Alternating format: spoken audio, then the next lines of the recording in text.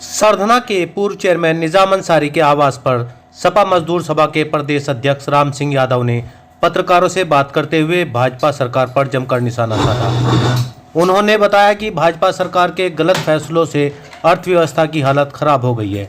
उन्होंने कहा कि सपा सरकार में मजदूरों को मिलने वाली साइकिल व आर्थिक पेंशन योजना मौजूदा सरकार में बंद पड़ी है, जिसे सपा सरकार आने के बाद पुनः चालू कराया जाएगा। उन्होंने कहा कि नोटबंदी में लोगों को अपने पैसों के लिए लाठियां खानी पड़ी, अपमानित होना पड़ा, लोगों की जानें चली गई, देश में बड़े पैमाने पर बेरोजगारी फैल गई है। नोटबंदी करते समय भाजपा सरकार ने भरोसा दिलाया था कि काला धन वापस आएगा, भ्रष्टाचार खत्म होगा। बीजेपी सरकार बताए कि काला धन लेकर कौन चला गया। भाजपा सरकार को बताना चाहिए कि नोटबंदी में क्या फायदे हुए हैं। भाजपा सरकार ने सभी संस्थाओं को नष्ट कर दिया है। 5 साल में प्रदेश को पीछे धकेलने का काम किया है। आज किसान, व्यापारी, नौजवान, छात्र आत्महत्या करने पर विवश हो रहे हैं। उन्होंने कहा कि भाजपा की यह सरकार अभी तक समाजवादी सरकार के कार्यों का ही उद्घाटन कर रही है। कुशीनगर का एयरपोर्ट समाजवादी सरकार में दिए गए बजट से बना है। पूर्वांचल एक्सप्रेसवे समाजवादी सरकार में शुरू कराया गया था। मेट्रो भी सपा सरकार में ही चली। 2022 में बदलाव होना तय है। पूर्व चेयरमैन निजाम अंसारी ने राम सिंह यादव को भरोसा दिलाया कि जिले का एक एक सपा कार्यकर्ता पार्टी को मजबूत करने के लिए जी जान से जुटा हुआ है और समाजवादी पार्टी 350 प्लस सीट लाकर पुणे प्रदेश में सरकार बनाएगी और साइकिल की लहर चलेगी। इस अवसर पर सैयद मुमताज अली, नौशाद चौहान, चौधरी चंद्रपाल, आगा मोहम्मद अली शाह, मंजूर मलिक, सलीम अंसारी, शावेज अंसारी, शहबाज खान, शाहिद, इकराम अंसारी, डॉक्टर सोनू, रियाजुद्दीन एडवोकेट, रविंदर सिंह, अफजाल मलिक, अरशद, अजीम सेफी, डॉक्टर सोहनवीर, मोहन आदि लोग मुख्य रूप से शामिल रहे। सरधना से साजिद कुरैशी की रिपोर्ट। जी जनाब। मैं प्रदेश अध्यक्ष समाजवादी पार्टी मजदूर सभा राम सिंह। हम लोग मजदूरों के हितों में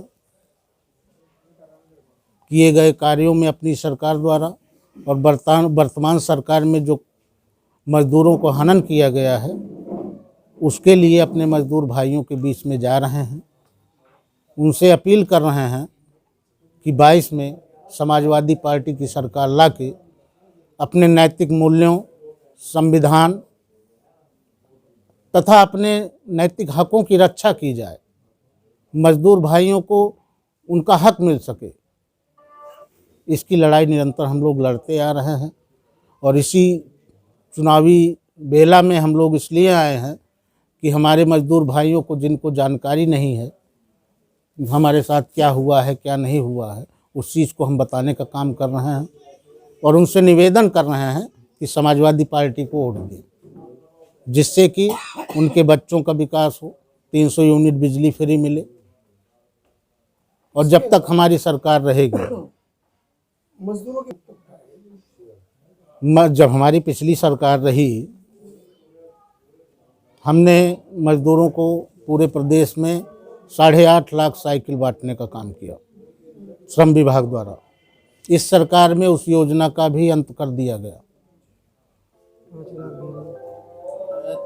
एक्सीडेंट किसी मजदूर का हो जाता था, उसको 2,60,000 रुपया दिया जाता। और अभी हाल में ही धारा 1978 के तहत कैबिनेट में ज़बरदस्ती, जबकि उस चीज़ का हम लोगों ने विरोध किया विपक्ष में रहते हुए, पहले जब मिल मालिक या फैक्ट्री मालिक मजदूर का हक नहीं देता था तो उसको सज़ा का प्राविधान था, जुर्माने का प्राविधान था, 6 से 3 साल की कैद का, 50,000 रुपये जुर्माना का। लेबर कोर्ट में मुकदमा करता था।